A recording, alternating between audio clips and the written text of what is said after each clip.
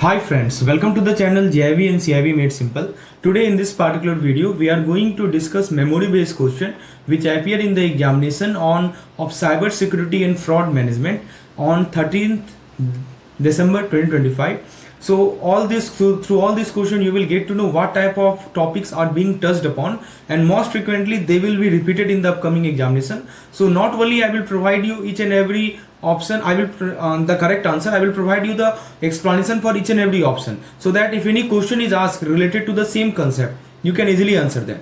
So try it on your own first and then see the explanation. And if you have not seen our previous videos on cyber security memory based question, there is a playlist which I have created and you can see the description section of the video. So let's get started with our first video. So in this first question, we are breaking down an important cyber security MCQ that many students confused on, right? So which of the following scenario best represent a misuse of the matrix code, or you can call it QR or data matrix.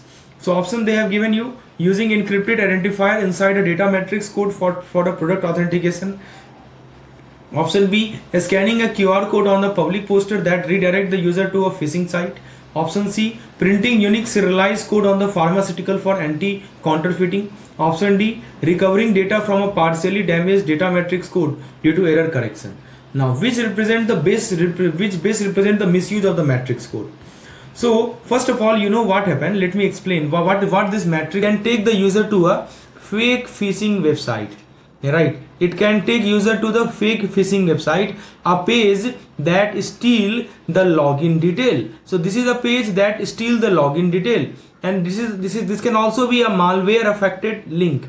Right? It can also be a malware affected link or a credential harvesting form. So in short, we can say the user think that they are scanning something harmless, but the attacker secretly redirect them into a cyber trap. Now let's look at the option. First of all, option number A, using encrypted identifier inside a data matrix code for a product authentication. So here the keyword they have mentioned is encrypted identifier. What do you think about it? So actually this encrypted identifier is a legitimate security practice. Yes, it is a legitimate security practice. Right? Companies use encrypted code to protect product identity. Nothing wrong here. What about option B? Yes, I think this is the correct one. So this is matrix code, misuse of the matrix code. So scanning a QR code on a public poster that redirect the user to a phishing site. Correct one. What about option C? Option C is saying printing unique serialized code on the pharmaceutical for anti-counterfeiting. So this is the point is serialized code on pharmaceutical. What do you think about it? Or you can say medicine. This serialized code help track and verify product to prevent fake or counterfeit good. Yes, through this you can prevent the fake or counterfeit goods. So this is a good security, right? So this is not the correct answer, obviously. And what about D, recovering data from a partially damaged data matrix code due to error correction? So here the key point the key point is error correction. What do you think about it? Data matrix code are designed to be read even if partially damaged. So this is a normal technical feature, not the misuse. So here the question is all about misuse. So option D is a normal practice, normal technical feature, not a misuse. So the correct answer to this question is option number B. So remember, this is a way, let me tell you a way to remember it. Suppose a QR code takes you to a known source. Suppose you scan a QR code and you are redirected to a known source, right? So what does it mean? It means that is quite safe. And suppose the QR code takes you to unknown source. The QR code takes you to unknown source, that that is danger, right? That is quite danger. It takes to you unknown source, that is a danger. Please remember it. Now, so what we learn from this question? Let me explain. So basically, misuse happen when attacker hide malicious link inside the QR code. Redirecting user to phishing or malware is called cyber threat. Legitimate uses like authentication, tracking, error correction. This is not a misuse, and therefore option B is the best example of misuse. Option B is the best example of misuse. Right? Now, I hope this is clear. Now let's see the second question. The second question is, which of the following statements, some statement have been given to you, which of the following statement is not correct? What are the statement? RBI issue license for payment bank in India based on approval from BPSS. NTRO stand for National Technical Research Organization. Netr, the lightweight UAV was developed by DRDO. Payment bank in India are allowed to issue credit card. So see, there are four different concepts, four different options. So let's quickly understand all the four statements one by one. What do you think about option number A? So Reserve Bank of India gives out license for the payment bank. Yes, obviously it give out this RBI, this give out license for payment bank, but RBI don't do this alone, right? To do this, it take approval from BPSS. Now you may ask me, what is this BPSS? So BPSS is Board for Regulation and Supervision, Board for Regulation and Supervision of Payment and Settlement System. Let me write it down here. So whenever I say BPSS, remember the full form. This is the board. Board for what? Board for Regulation, Board for Regulation and Supervision, and Board for Regulation and Supervision of Payment and Settlement System. That's called BPSS, right? So yes, option number A I think is correct. What about option B? It says NTRO stand for National Technical Research Organization. What do you think? Yes, obviously this is the India's technical intelligence. Yes, option B is also correct. What about C? It says Netra was developed by DRDO. Yes, this is the lightweight ultra. What is UAV? UAV full form is unmanned aerial vehicle. This is called unmanned aerial vehicle, and this was developed combinedly by DRDO plus Idea Force. Please note it down. It was combinedly developed by DRDO plus Idea Force together, and it is used for surveillance and disaster response. What about option D? Payment bank in India allowed to issue credit card? No, that's wrong. Because payment bank cannot issue credit card. Because why? So what they can do? Yes, they can accept the deposit. What they can do? They can accept the deposit. Or what they can do? They can provide remittance and payment facility. They can issue the debit card, right? They can offer UPI. They can offer online banking. So these are the things that payment bank can do, but they are strictly not allowed to credit card to issue the credit card. So correct answer is option number D, because the question is not correct, right? Not correct. So option number D is the correct one. So remember, payment bank can pay, but they can't loan or they can't credit. So what we learned from this discussion is that BPSS approved payment bank license, correct. NTRO full form, that is National Technical Research Organization, correct. Netra UAV by DRDO plus Idea Forge, correct. Payment bank cannot issue credit card, correct. Friends, if you are looking for such kind of previous year memory based question in the form of PDF for this entire year, starting from February 2025 till now, it has been 6 to 7 examination. So what I have done, I have created a folder, I have created a course. The course name is Cyber Security and Fraud Management course.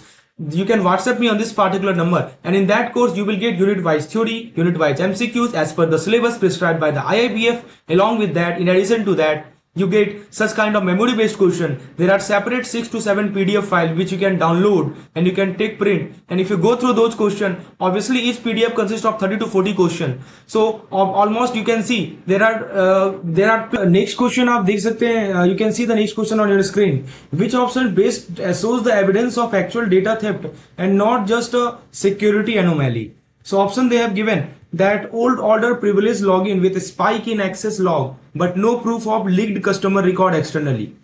Option B, large outbound transfer plus leaked customer PII found on the public external site. Option C, temporary antivirus disablement during update with registry edit noted but no external data exposure. Option D, monthly end traffic surge and admin tool alert noted, internal review so no data appearing outside. So the first thing is you should know what is the meaning of this term, so called evidence of actual data theft, and then only you can answer it. Let me explain. So let me explain the layman term so that you can understand it very easily. So whenever we say that, whenever we talked about the actual data theft, right, here the keyword is actual data theft. So whenever we talk about the actual data theft, two things must be present. First thing is that data must leave the organization. Data must leave the organization. This is the first thing. And second thing is that you have to prove that. You should have proof that data is now outside. Yes, you have to prove that data is now outside. These two things are super important. So actual data theft happen when two things must be present. Data must leave the organization and you have to prove that data is now outside. So in one word we can say, right, in single word we can say, this is called exfiltration. Right, this is called exfiltration, and the second thing is called external appearance. This is called external appearance, right? So let's see. Now let's see the correct answer to this particular question. So actual data theft, when we talk about actual data theft, two things must be present. First thing is data leaving the organization. Second thing is the proof that data is now outside. Now let's come back to this particular question. Let's look at option number A first. Option number A says the keyword here, let me highlight it, that is odd hour privilege login. You know, that is suspicious. Obviously that is suspicious. But yes, it could be malicious also. Yes, it could be malicious also. Plus, but you know, there is no proof that data leaked externally. Is there any proof written that data leaked externally? The answer is no. So it is an anomaly, right? It is an anomaly, right? It is not a confirmed theft. Confirmed theft. You cannot say that, you know, theft has happened, because you know data is not leaving. There is no proof that data is leaked externally. That's why this is an anomaly and not confirmed theft. Now, what about option B? Option B, if you look at, that says, you know, let me highlight clear evidence of theft. Let me see. Yes, this scenario has two dangerous indicators. First is that, you know, large outbound transfer, clearly written, large outbound transfer. What does it mean? So it means, you know, data was sent outside the organization.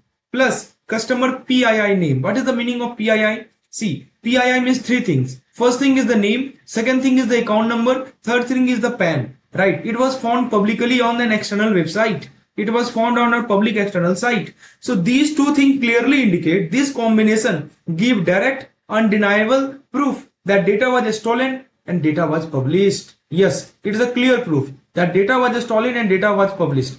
So this combination give direct, undeniable proof that data was stolen and published. This is exactly what investigator called, you know, confirmed exfiltration, right? So option B is the correct answer. This is the actual data theft. Now let's look at option number C. It's talk about, you know, antivirus disablement. You can see antivirus disablement and registry edit. Two things are there. So this shows someone may be trying to tamper with the system, but still no evidence that data left the organization. No external appearance of confidential information. So again, it is not a data theft. So option C is also not a data theft, right?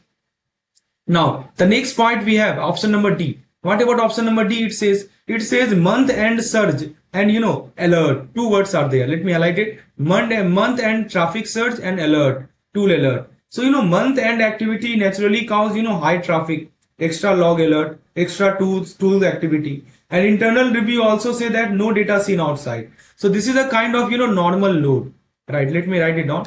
This is a kind of normal load, right? This is not a theft. So what we learned from the discussion is that, you know, no data outside, no theft. Just remember this keyword. If no data outside, it means no theft, right? So data should be outside. That is the evidence of, you know, theft.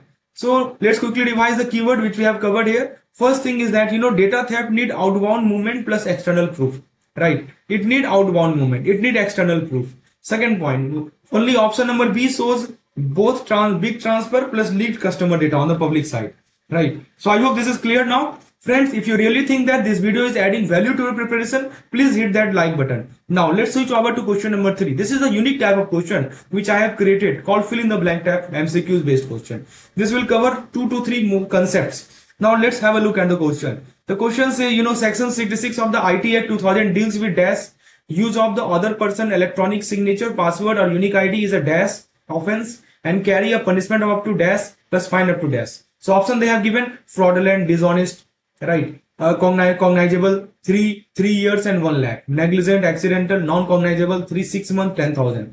Unauthorized but not dishonest, compoundable 1 year 25,000. Unintentional, then they have written bailable and 2 year 50,000. What do you think? Very good question it is. So when we talk about the section number 66, you know, it is all about, you know, identity misuse in the digital world. Let me write it down. Let me highlight it, the keyword that we have, right? So here we are talking about the section number 66. You know what is the meaning of section number 66? It is the identity misuse in the digital world. Let me write it down. Identity misuse in the digital world. You know, it applies when someone fraudulently, dishonestly use another person. Suppose someone fraudulently, right, or someone dishonestly, right, what they are doing, they are using other person electronic signature, using other person password, using other person biometric, right, fraudulently using other person biometric or using other person login credential, right? Basically, if someone use your digital identity without permission, and with a dishonest intention, then in that particular case, section 66 will apply. Two things I am telling you. Again, I am highlighting. First thing is someone is using your digital identity without permission. First thing is without permission. And the second thing is, with a dishonest intent. Dishonest intent. If two things are there, then in that case, it clearly indicate, section number 66 will apply. Right. Now, first of all, have a look. So, section 66 of the IT Act deals with dash. So, what do you think? Yes, it is a cognizable offense. This means, what is the meaning of this cognizable? Please remember, it is a cognizable offense. Cognizable means, you can fill FIR directly. You can fill FIR directly. We can be arrested without warrant. Right. Arrest without warrant. And the third thing is that, you can start, investigation will start immediately. Investigation immediately. So this highlights the seriousness of the digital entry theft. And if we talk about the punishment, so have a look. Imprisonment up to 3 years, jail up to 3 years, and fine up to 1 lakh.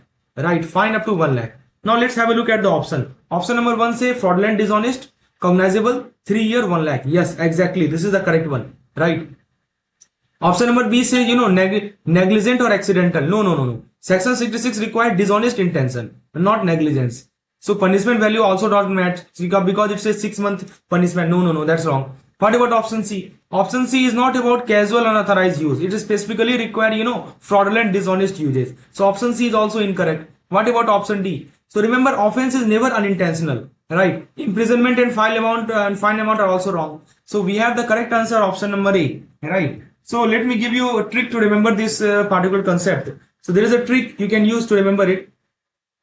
You can write it like this. 66C is C. C for what? C for credential.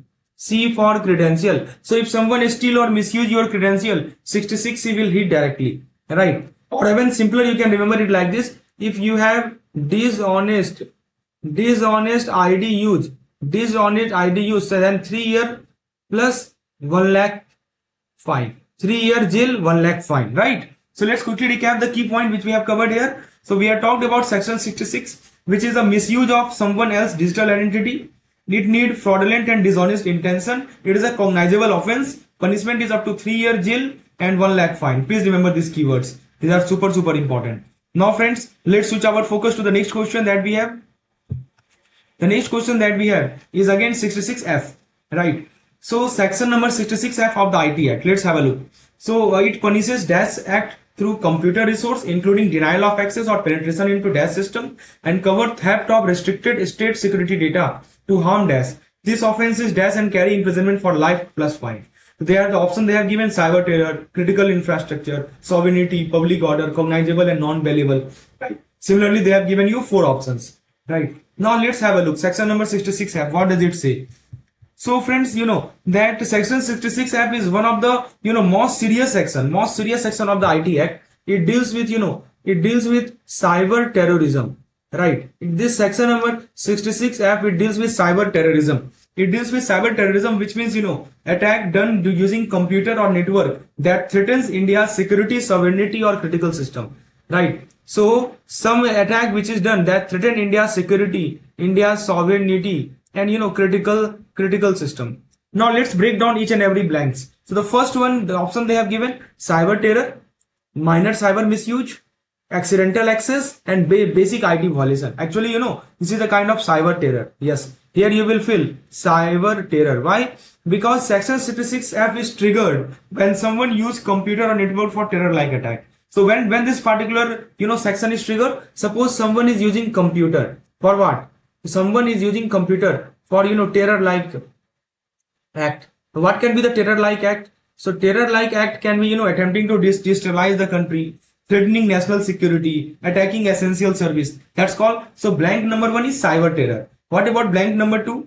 So the option they have given for blank number 2 is critical infrastructure, routing banking, public website and open source network. What do you think? So penetration into what? So actually critical infrastructure system. Yes, this section covered attack like let me give you some example of the attack which are covered under this section. You might have heard of DUS, denial of access, right? Then unauthorized penetration, right? You are not authorized and you are penetrating, or injecting malware. You are injecting malware. All these are covered under the section 66F.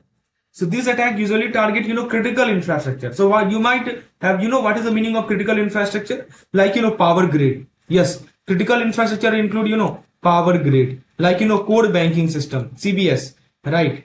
Then, telecom, defense network, payment system. So blank 2 is all about, critical infrastructure. Then the third blank, to harm what? So obviously to harm the sovereignty and public order. Yes, please remember, let me name a section. So, section number 66, subsection 66F, subsection 1B, right? It specifically include theft of restricted or state security information, right? Restricted or, state security information, right? So when it is used to harm India's sovereignty, national integrity, public order. And what about the last blank we have? So last blank is this offense is dash. So cognizable and non-bailable, bailable and compoundable, non-cognizable and petty, and bailable and civil only. What do you think? Since this is a cyber terrorism offense, so it is treated exactly like any serious terror offense. Obviously it is cognizable, right? This is a cognizable, non-bailable. Bail is not automatic, and punishment for life plus fine, right? So option number blank number 4 is cognizable and non-bailable. So option number A satisfy all these conditions, right? So this way you can remember it. So now let me quickly summarize the key point which we have learned. So this way you can remember F for you can remember freedom, F for you can remember freedom attack, right? Freedom attack, freedom attack. So if a cyber threat, if a cyber act threaten the freedom, sovereignty or security of the country, it goes straight under 66F. This way you can remember, right? Critical infrastructure plus cyber terror is life imprisonment. So just now we talked about section 66F. This deal with the cyber terrorism. It target the critical infrastructure and it harm the sovereignty or the public order. Offense is cognizable and non-bailable. Punishment is life imprisonment and fine. So the correct answer to this question is obviously option number A. Now friends, have a look at the next one. So the next question is, which of the following about the Lebanese loop attack at ATM is not correct? You have to print out, if there are 4 options they have given, which is not correct regarding, Lebanese loop attack at ATM. Option A thin strip is inserted in the card slot to allow reading but blocking ejection, enabling post-pin card trapping. Option B, pin are commonly captured via hidden camera, fake keypad or shoulder surfing during victim transaction. Option C, visual sign include loose or misaligned slot, plastic flap, fake stickers with a helpline number. And bank generally treat customer liability as a full if not reported within 30 days. So these 4 options they have given you. Let me explain step by step. So we have started with talking about the Lebanese loop. You know what is Lebanese loop? Let me explain. So here we are about, Lebanese loop. See, basically this attack uses a thin strip or sleeve inserted inside the ATM card slot.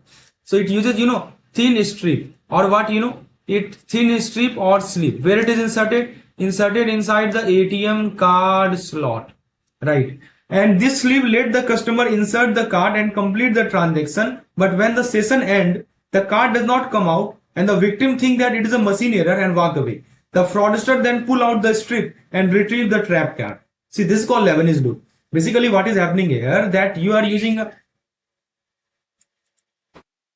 what is Lebanese loop, basically you are using a thin strip or sleeve inserted inside the ATM card slot. This sleeve let the customer insert the card and complete the transaction. But when the session ends, the card does not comes out. The victim think that it is a machine error and walk away. But the fraudster then pull out the strip and retrieve the card. So have a look at the option. So if you look at the option, then option number A says a thin strip inserted in the card slot to allow reading but block ejection. Exactly. A is the correct one. What about B? So the question is which is not correct. Remember, not correct. Option number B, pin are commonly captured via hidden camera, fake keypad or shoulder surfing. Yes, correct. Fraudster often try to capture the pin along with the card. Common method, hidden camera, fake keypad, shoulder surfing during victim transaction. Or you can say helpful stranger trick like that. What about option C? Visual sign, there is some sign of ATM tampering. What can be the sign? Loose or misaligned card slot. Then, plastic flap. Then, fake sticker with helpline number and nearby tools or lighterers. Yes, suspicious loiterer who guide the customer. Nighttime operation at crowded ATM. So yes, this is a kind of Lebanese loop. What about option D? Bank generally treat customer liability as full if not repeated within 30 days. See, very important thing I'm telling you. Customer liability is not automatically full after 30 days. The RBI rule, what does it say? RBI rule says that if you report the fraud, let me write it down. See, that depends on how much time you report. if you report the fraud within 3 days, then zero liability, and if you report it within 4 to 7 days, then we have limited liability. That's the point. And beyond that, liability depends on bank investigation. It is not automatically full. Bank never take the full liability, right? If you reported the fraud within 3 days, then no liability, right? And limited liability if they reported within 4 to 7 days. Beyond that, liability on bank investigation not automatically full. So he said that the customer liability as a full. No, that's not right. So STR filing also is not optional. It is optional. No. In ATM card trapping fraud involving misuse of credential, unauthorized withdrawal, financial loss, bank must send an STR. You know what is STR? STR is suspicious transaction record. To whom? To whom bank has to send? Bank has to send to FIUIND. Within how many days? Within 7 days. See, this is the peculiarity of this session. I'm not just telling you the correct answer. I'm explaining each and every relevant concept related to that particular question. Right. So what we learned from this question is that, let me give you a trick to remember it. So you can remember. So we are talking about the loop. Yes, we have talked about the Lebanese loop. So one way you can remember it like this. So you can remember the loop is trap the card. The loop is trap the card. Right. And pin will capture. Loop means trap the card, pin will capture, and bank liability is decided by the RBI rule. There is nothing like 30 days rule. So if D say 30 days, it is always wrong, right? There is nothing 30 days like it. Please remember it. So let me quickly summarize the key point which we have learned from this question. That Lebanese loop is just like a card trapping device in the ATM slot. Pin stolen via camera, fake keypad, shoulder surfing, visible tampering sign, and bank do not impose automatically full liability. Friends, if you want such kind of explanation for the complete PDF, for the complete 50 to 60 question, you can enroll in our course. The course name is Prevention of Cybercrime, because in this video we are not covering all the question. We are covering a selected few question, right? With high probability of asking examination. And if you want to cover all the topics in this kind of manner, you can enroll in our course. This is provided in the description section. Now friends, have a look at the next question. The next question is regarding the IT Amendment Act. So the question says that, which of the following statement is about the IT Amendment Act 2008 aligning with the IT Act with other Indian law is not correct. Again, I am highlighting this word not correct. Remember it. Most of the time we often ignore it. But remember, the question is all about, not correct. Okay, have a look at the option. Option A, the Indian Evidence Act was updated to treat electronic record as document and admit them in court through section number 65B certificate. Option B says that the RBI Act was amended to empower RBI to regulate electronic fund transfer like RTGS, NEFT, IMPS under section 58 subsection 2P. Option C says the Bankers Book Evidence Act was amended to exclude electronic record such as CBS log and SWIFT message from the definition of book to prevent misuse. Option D say the IPC was updated to include digital forgery provision complementing IT Act section 66C, 66D for cyber fraud case. Now have a look. So these are the 4 options. Let me just zoom out a little bit so that you can see all the 4 options in a single page. Now I think it is visible. Now friends, let me explain a little bit about this IT Amendment Act. When it comes, this IT Amendment Act, it came in the year 2008. And it did not just modify the IT Act, it aligned several other Indian law. What it does, it aligns several other Indian law with what? With the digital era, right? So let's look at the option. Option number A, if you look at, it says, the Indian Evidence Act was updated to treat electronic record as document. See, the Indian Evidence Act was amended to legally recognize electronic record. Exactly, correct, right? This is where, section number 65B certificate comes into play. It ensures that ATM logs, right, CBS core banking system, then CCTV footage, then email, server logs, USB data, all are admissible in the court. If you accompany it by 65B certificate, they are admissible in the court. That is what Indian Evidence Act updation was done in the Indian Evidence Act. Correct. This is the perfectly correct answer. Correct option. Now, what about option B? Option B says, the RBI Act was updated with section 58 subsection 2P. Yes, correct. This give legal backing for RBI to regulate RTGS. It gives legal backing to RBI for regulating RTGS, NEFT, and IMPS, another electronic payment system. Meaning that RBI now fully control operational rule, security, standard for digital payment. So yes, B is also correct. What about option C? No, this is wrong. It says, Bankers Book Evidence Act. No, no, no, that's wrong. Because this is actually opposite of what actually happened. The Bankers Book Evidence Act, or in short we call it, BBEA. Right. This BBEA was amended to include and not exclude electronic record. Actually, it was amended to include the electronic record, not to exclude it. This means electronic banking data is not treated as an official book of account. Let me give you some example of this BBEA.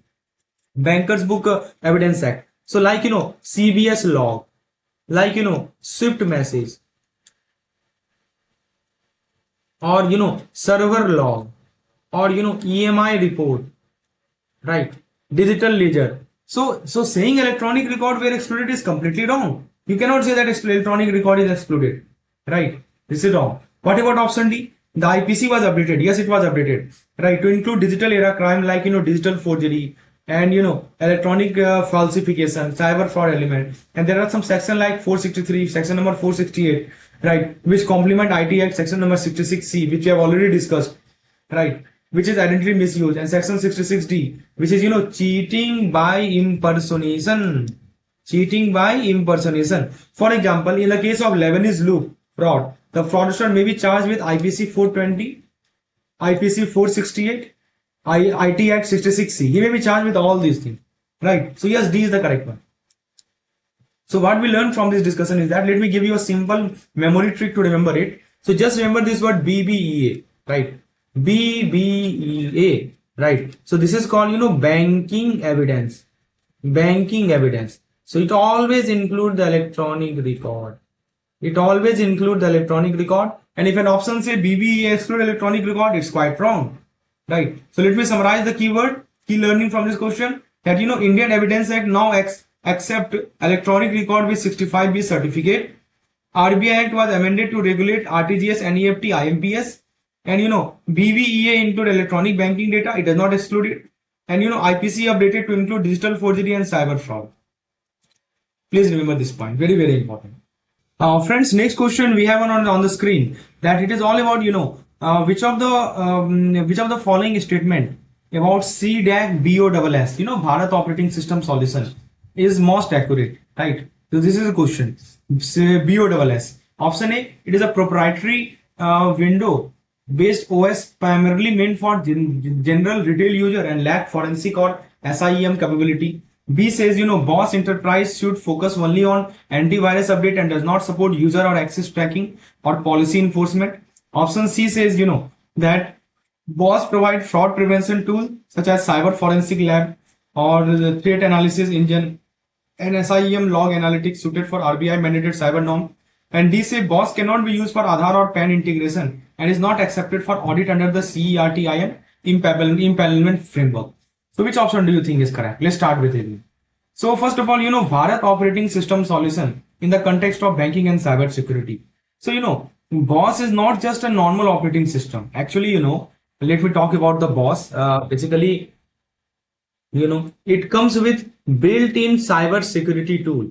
There are, cyber security tool inside it, which are designed specifically for, banks and government bodies, right? So it includes cyber forensic tools. There are some cyber forensic tools inside it, right? Means that tools that help in investigating the cyber crime, recovering the deleted file. It includes some threat analysis engines. Some threat analysis engines are also there inside the BOSS, which means these analyze malware, suspicious URL and harmful file. Some SIEM tools are there, which, like you might have heard the name of CDAC SIEM. So SIEM means, collecting log from different systems, analyzing them and detecting fraud or cyber attack. And it also supports the RBI. It also supports the RBI cyber norms. It also supports the RBI cyber norms, EWS, early warning system, and can be used in audit under the CERTIN framework. Now let's look at the options that we have. So if you look at the option number A, so it is, Linux based, right? It is a Linux based and it is an open source operating system. It does not have forensic and SIEM capability, right? So that is wrong. Option number B says that, BOSS Enterprise should focus only on antivirus update and does not support user asset tracking or policy enforcement. Again, this is wrong. It says that it only focus on antivirus update. But, if you talk about the BOSS Enterprise, So it actually support the asset, it actually support the user tracking. Yes, it support it. Second thing is that it also support the policy enforcement, correct? And third thing is that it also support the LAN and WAN monitoring, right? Fourth thing is that it also support the endpoint management. So it is much more advanced, right? And what about option number D? It says, so option number C, what do you think about it? Yes, it supports all these things, right? So option number B is wrong. I just told you. What about C? C, you will look at the letter C. If you look at the C, yes, C is the correct one, because it says that it provides fraud prevention tools such as cyber forensic lab, threat analysis engine, SIEM log analytics. Exactly. This is the point, right? So cyber forensic tool, like, tools that help in investigating the cyber crime. Threat analysis engine. Here you can see the keyword they have mentioned, threat analysis engine, which means these analyze the malware, suspicious URL and harmful files. And SIEM log analytics, which means, that SIEM means collecting log from different systems, analyzing them and detecting fraud or cyber attack. So yes, option number C is the perfect one. What about D? So D, if you look at, it is wrong, because it says that BOSS cannot be used for Aadhaar or PAN integration. Actually, actually CDAC is a CERTIN impaneled and BOSS supports secure integration. Remember, if you talk about the CDAC, so this is a, CERT, right? This is CERTIN impaneled, right? This is CERTIT impaneled, and BOSS supports secure integration used in many government systems. So let me tell you a memory trick to remember this key point. You can remember the BOSS as like, bank owned secure system, right? So just remember it like this: bank owned secure system, that is BOSS. Actually, this is not the full form. This is just what I made for easily memorizing it. Just remember this line. It reminds you that BOSS has forensic tool, threat analysis engine, SIEM, all needed for banking cyber security. Bank has own secure system, right? Bank's own secure system. That's why the correct answer to this question is option number C, right? So please remember what we learned from the discussion is that, BOSS is a GNU and Linux based. This is not a window based, and it includes three things. It includes SIEM, forensic capability, right? And then we learned that it support RBI cyber norm, and it also support the CERTIN audits. Enterprise should include asset tracking, policies and network management, etc. Now friends, have a look at this fill in the blank type question, which is regarding the BPSS. Last time it was asked, right? So the question is, BPSS constituted under DAS was RBI apex body for regulating payment system until its replacement by the DAS in the September 2025, which now provide a stronger independence and direct reporting to the RBI board. Its mandate include fraud prevention, cyber risk monitoring, compliance with DAS reporting norm for payment system incidents. So here we're talking about the BPSS. You know what is the full form of BPSS? This is the Board for Regulation and Supervision of Payment System, right? I think already I've told you. B for board, right? Board for PSS means what? Regulation and supervision of the payment and settlement system. Right, this was created under the PSS Act 2007. It was created under the PSS Act 2007, and this section give RBI the authority to regulate payment system in India. So options they have given: PSS Act, IT Act, RBI Act. Obviously, it is PSS Act, section number 3. And from September 2025, there is just an amendment. Please remember it. In September 2025, right, BPSS was replaced by what? This was replaced by payment. Please note it down. This has been happened recently. Payment Regulatory Board, right? This is no longer BPSS, now it is Payment Regulatory Board. Why this was replaced by Payment Regulatory Board? What is the role of this? Basically, to give more independence and direct reporting to the RBI board. So the new apex regulator inside the RBI is PRB, no longer BPSS, it is PRB, Payment Regulatory Board. What about blank 3? It says that its mandate include fraud prevention, cyber risk monitoring, compliance with DAS reporting norm. Actually, this is as per the national cyber security norms. All the payment systems cyber incident must be reported to CERTIN within 6 hours. Right, within 6 hours. And RBI also follows this requirement. So with 6-hour reporting norm for payment system. Option number 3, 6 hours. Right. So what we learned from this discussion is that first blank PSS Act 2007. Right. Second blank Payment Regulatory Board. Third blank CERT Actually, yes, CRTIN 6 hour. Correct. Option number A is the correct one. So PSS, this way you can remember. PSS, BPSS, and then comes PRB. This is how its shift has happened. Earlier it was PSS Act. It created BPSS, and which later become PRB. And reminder, right? Cyber incident, CERTIN, and 6 hour. So BPSS was created under the PSS Act 2007 section number 3 in September 2025. It was replaced by PRB. Payment system, cyber incident follows CERTIN 6 hour reporting. So the correct answer is option number A. Friends, we have some more question. If you want me to explain the remaining, please write yes in the chat box.